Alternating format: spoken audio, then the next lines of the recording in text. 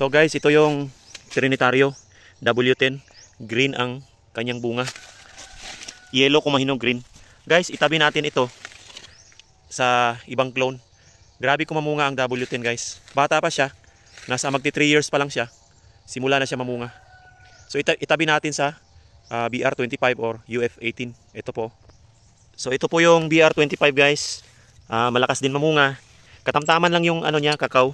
Pero maraming bunga sa isang puno. So okay din siya. Tsaka masarap sa tableya. Malakas mamunga din. So itabi natin yung W10 at saka BR25. Dapat magkatabi lang sila for cross pollination. Tapos ito yung sa susunod. So ito yung UF18 guys, dapat magkatabi doon sa BR25 at saka W10 o 3 to 5 clone. Magkatabi po for cross pollination. So ito po yung UF18.